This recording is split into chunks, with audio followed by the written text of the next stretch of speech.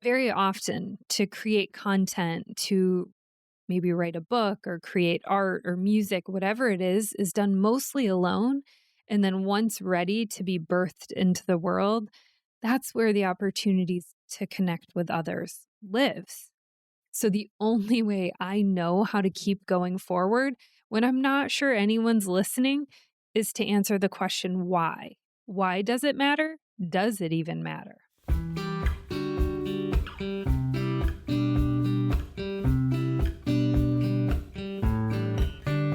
Hello, and welcome to the Emotional Expedition podcast. I'm Meg Thomas, and if you want to live a more open-hearted, magical life, it all starts with your emotions. This podcast will take you on a journey, helping you to better understand, express, release, and heal your emotions. Let's get exploring. I've been thinking a lot about our emotions, the language of our emotions, in this podcast. And the question I've been asking myself is, does it even matter? I've been doing this podcast now for 5 months and 26 episodes, and very often it feels like I'm in a bubble all by myself. In some ways, being an entrepreneur for most of my life, I'm already familiar with this feeling. As a wedding photographer, I would typically actually only meet with the clients maybe 3 times: the day of their consultation, their engagement session, and then again on their wedding day. And then I'd work with them for an entire year. Everything else was done with me alone and on my computer. And if I was lucky enough, I would get feedback of how much they love their images. Very often, to create content, to maybe write a book or create art or music, whatever it is done mostly alone. And then once ready to be birthed into the world, that's where the opportunities to connect with others lives.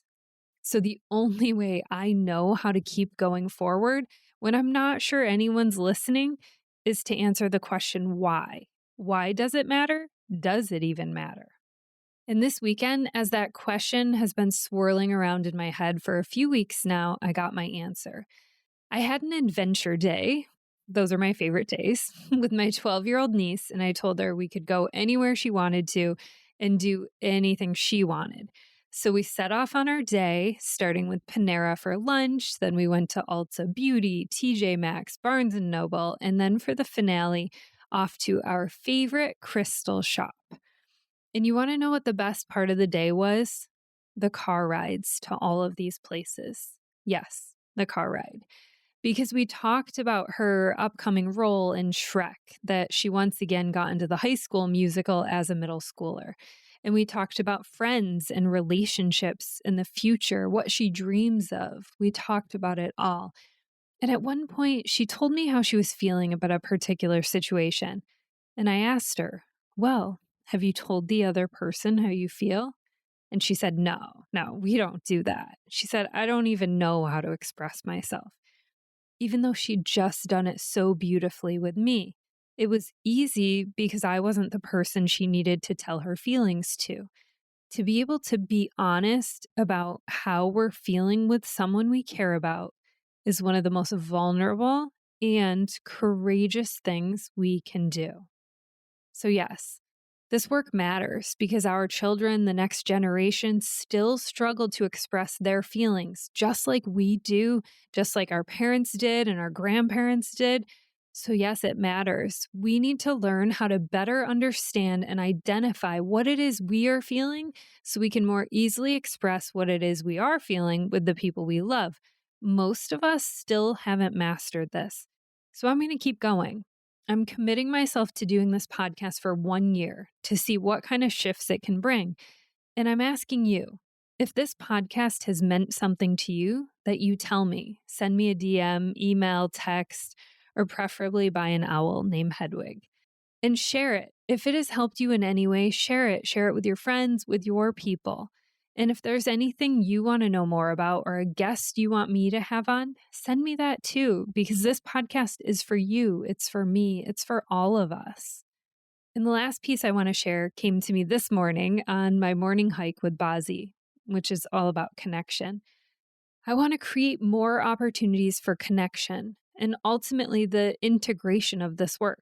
Having the knowledge and the language of emotions will only get us so far. What we need to do next is to make it a part of our daily lives. So, in the next couple months, I'm going to be sharing ways of how we can learn to more fully integrate this work and how we can all learn to be brave enough to talk about our feelings so we can truly heal. And that's what led me to my morning hike inspiration. It was this idea for my next retreat. And I'm going to call it, you guys are hearing it first, the Brave Enough Retreat. So stay tuned as I start to create that. And if you want to dive deeper into the understanding of the language of emotions, I'm going to be starting another Atlas of the Heart book study in February. Lots to come. All right, let's get started on this week's emotion, resentment. Some of these emotions should come with a warning label, and this is one of them. In preparing for this episode, I've experienced many opportunities to feel, see, and better understand resentment. And I'm just praying that when I begin working on the joy episode, that I experience an abundance of joy. All right, so resentment. No one wants to be labeled or seen as being resentful. Most of us assume that resentment is a part of the anger family, but it's not. It's actually a part of the envy family, which is how it ended up in this chapter of Atlas of the Heart. This chapter, chapter 2, is the places we go when we compare, and it includes comparison, admiration, reverence, envy, jealousy, and now resentment. Perfect example was when I was with my niece this weekend and she was telling me about her play practices for the upcoming musical Shrek. And she was talking about a couple of her castmates that keep skipping out on play practice for other commitments like sports practice or other things. And it's making her so mad. It's making her resentful. She's resentful towards those who are not working as hard as she is and those who haven't made the sacrifices like she has. She quit everything else just so she could focus on this play. How many times have you felt resentment towards someone else not working as hard as you, not putting in the effort? Maybe you come home and your partner's relaxing on the couch and you come in with a list of a million things that you need to do and you can just feel the resentment oozing out of you. And they're just laying there, relaxing. And all of this resentment, it's actually about envy. It's actually about what you are not giving to yourself that you see in someone else. Here's some examples from Atlas of the Heart. I'm not mad because you're resting. I'm mad because I'm so bone tired and I want to rest. But unlike you, I'm going to pretend I don't need to. I'm not furious that you're okay with something that is really good and imperfect. I'm furious because I want to be okay with something that's really good and imperfect. I'm working 60 hours a week. Why aren't you? The resentful feeling is because they are taking the weekend off and you aren't giving that to yourself. I thought you were going to clean the kitchen. Oh, you did? But you didn't clean the counters and empty the sink drain? Is this really clean or just your version of clean? Your resentment is not because the kitchen is perfectly cleaned. It's because why can't I be happy in my house if everything is not perfect? Brené says, there's a knife up against my throat, but I'm the one holding it. Sheesh. And this last one, your lack of work is not making me resentful. My lack of rest is making me resentful. This one really gets me. Your lack of work is not making me resentful. My lack of rest is making me resentful. This is all about envy. I'm envious that you are giving yourself rest when I so clearly need rest and I am not allowing myself to have it. Can you see how this is becoming envy? Here's the definition from Atlas of the Heart. Resentment is the feeling of frustration, judgment, anger, better than, and or hidden envy related to perceived unfairness or injustice. It's an emotion that we often experience when we fail to set boundaries or ask for what we need, or when expectations let us down because they were based on things we can't control, like what other people think, what they feel, or how they're going to react. I tried to find a movie or a TV series clip that was as good as the one Brené introduced us to in her HBO special, and I couldn't find a better one. So I'm going to share hers. It was a holiday movie from the 90s with that family dynamic of the one sibling who stayed behind to take care of the ailing parents, which is just a breeding ground for resentment. The movie is Home for the Holidays. It's a funny, smart movie directed by Jodie Foster about adult children gathering at their parents' house on Thanksgiving Day. Two siblings, played by Holly Hunter and Robert Downey Jr., are unconventional free spirits who have both moved away and maintained a close relationship. Then there's the other sister, played brilliantly by Cynthia Stevenson, who never left, who takes care of the parents more than they'd like, who's paralyzed by perfectionism, and whose rigidity makes her the brunt of family jokes. She's bitter and resentful and exhausted. This is after Thanksgiving dinner.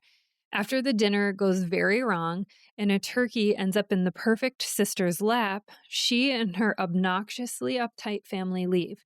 Then there's a scene when Cynthia Stevenson's character is in the basement of her house working out on her Stairmaster, and Holly Hunter's character comes over to apologize for Thanksgiving turning into a circus.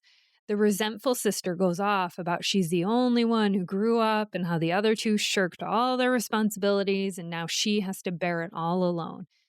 After she says something really cruel to Holly Hunter's character, she looks down at her Stairmaster and signals for her sister to leave. She says, "Do you mind? This is the only thing I do all day that I like."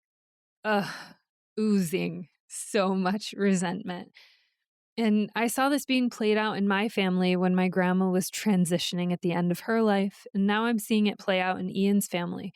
There seems to always be that one sibling who does more than the rest and is fueled by resentment. All right, let's talk about resentment and boundaries. There's those times when we fail to set a boundary.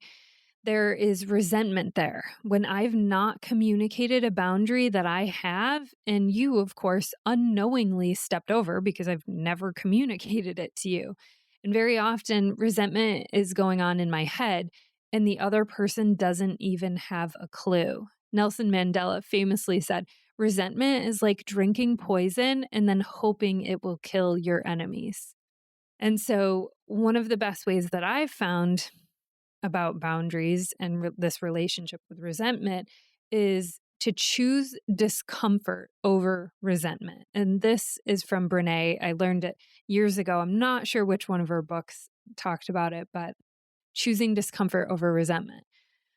It's been one of the most helpful and uncomfortable lessons I've had to learn over and over again. So when someone asks me to do something, I now pause before saying yes to anything, because I've gotten myself into far too many situations that I've said yes to, only to be met with resentment or having to disappoint someone after agreeing to something I never should have in the first place.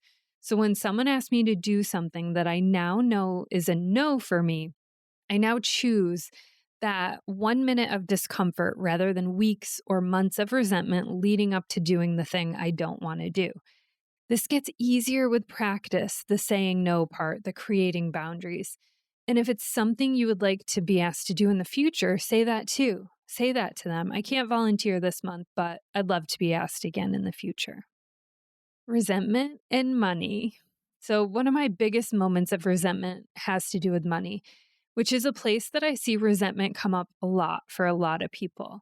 I grew up in a family where everything to do with money was fair and even. So if my grandma slipped me a 20, you can be sure she was going to give my sister a 20 the next time she saw her. If my mom helped me out with something, she would then be sure to help my sister out. I've never been worried about things being even because they always were. And when I married my husband, I started to see that not all families operated this way. I would witness his siblings receiving money and never us because it always seemed like we were doing okay. Their distribution of money was based on a perceived need rather than equal fairness. So when we started investing a lot of money into fertility treatments, resentment started to creep up inside of me. My mom on numerous occasions helped us out, knowing how badly we wanted this and how expensive it was getting. And his parents didn't help us. And my husband never asked for help. So I was put in a place that let my resentment grow and grow because as much as I wanted to ask them for help, I didn't want to go behind his back. So you know what I did? Ugh. I made little comments here and there, like mentioning how much it was costing and how we couldn't do it again until we saved up, or even mentioning that my mom had helped us. And nothing changed, except my resentment grew. And this resentment wasn't even affecting them, but it was totally affecting me. I found myself not wanting to be around them because of my resentment. And this went on for a while until I read this book and finally understood that my resentment was coming from envy. Yes, I was envious that they had helped his other siblings out and not us, and the unfairness, the unjustness of it.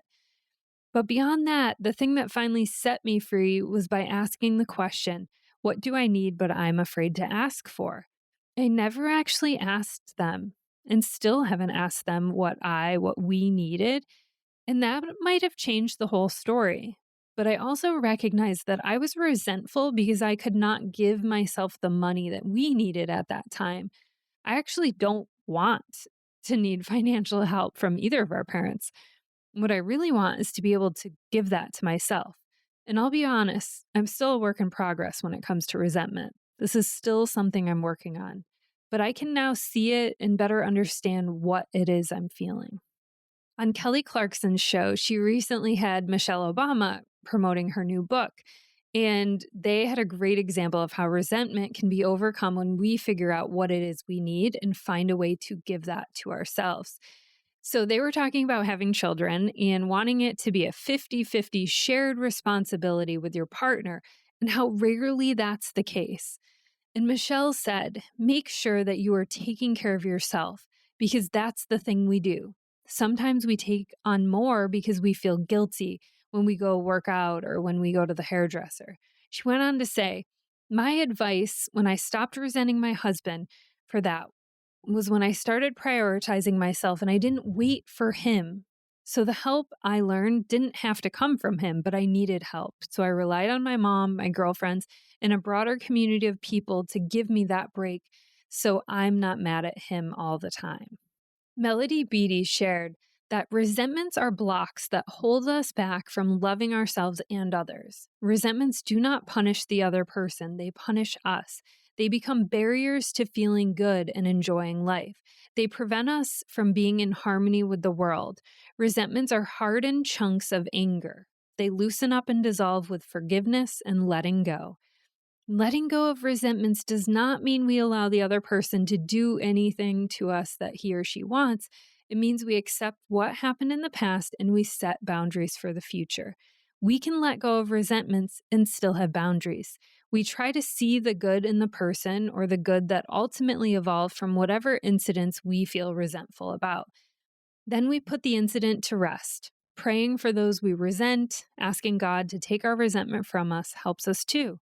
What a better way to begin a new year than by cleaning the slate of the past and entering this one free of resentments. Pema Chodron, a Buddhist nun, shared an exercise that could help you transcend resentment. It's called Just Like Me, and it's included in her book, Comfortable with Uncertainty, 108 Teachings on Cultivating Fearlessness and Compassion. According to Pema, the Just Like Me exercise can be practiced anytime you feel frustrated or resentful, whether you're stuck in traffic or sitting in a frustrating meeting. When these negative feelings start to bubble up, focus on the people or person triggering these feelings and tell yourself they are just like me. Just like me, that person wants to be loved. Just like me, that person wants to be seen. Just like me, that person wants to be valued. Just like me, that person wants to be heard. So instead of sitting at your desk fuming and stewing in irritation, you can choose to see the other person's humanity. They truly are just like you. They feel the same emotions and have the same fears and want the same things. By being intentional in how you view the person who's frustrating you, you can change the entire vibe of the situation and therefore the rest of your day. Now you have a choice. You can let a poor interaction with your boss first thing in the morning destroy your mood for the rest of the day, or you can be intentional in how you view them, letting you function at a higher vibration and improving your mood. Which do you choose? And here's two of my favorite quotes from Pema Chodron. She said, "The way I regard those who hurt me today will affect how I experience the world in the future. In any encounter, we have a choice. We can strengthen our resentment or our understanding and empathy. We can widen the gap between ourselves and others or lessen it. And she also said, the greatest obstacle to connecting with our joy is resentment. And Neil Strauss on Instagram said, resentment does to a relationship what corrosion does to a car engine. Eventually, it leads to a breakdown. He went on to share 3 tips for avoiding resentment in a relationship. The first is communicating your truth with appropriate boundaries. The second is don't try to change your partner. Accept them as they are or choose to leave. And the third is don't agree to do or not do something that isn't true to you just to please your partner. He said, suppressing your thoughts and feelings in a relationship leads to resentment. Expressing them without boundaries leads to being resented or worse. And expressing them without blaming, defending, judging, demanding, violating boundaries, or expecting a certain response can lead to growth. So what is it we need to do when we first start to feel the resentment creeping up? This is from Brené's work in Atlas of the Heart. She said, instead of thinking, what is that person doing wrong or what should they be doing? So your partner's laying on the couch, you have a million things, you've got all the groceries, you're unloading the car. So you walk in, instead of thinking, what are they doing wrong or what should they be doing? Think to yourself, what do I need but am afraid to ask for? And if you want to go even further, notice what mean and critical things you are thinking or rehearsing in your mind to say to them. This is always an indicator of resentment. And here's some journal prompts. I'll include them in the show notes for when you're feeling resentful. What or who is triggering this feeling of resentment inside of me? What do I need but am afraid to ask for? Have I shared my true feelings to the person who needs to hear it? Why or why not? Is there a need I can meet for myself? Is there a boundary I need to set? How can I move this energy through my body? And I'd like to leave you today with a reading from Heart Talk by Cleo Wade. She said, with every new day and even every new minute, we have the opportunity to reset our attitude and change our perspective. There will always be people and circumstances that trigger our anger, sadness, or resentment.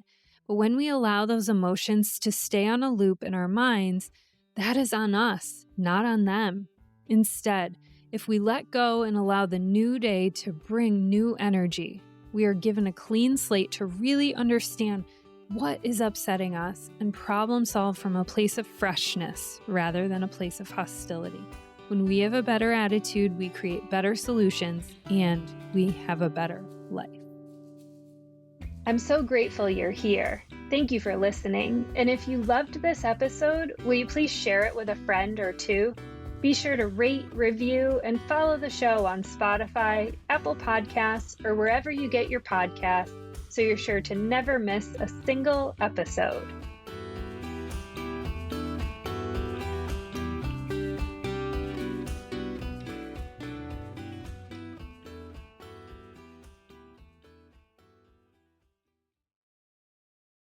This podcast is part of the Sound Advice FM network. Sound Advice FM, women's voices amplified.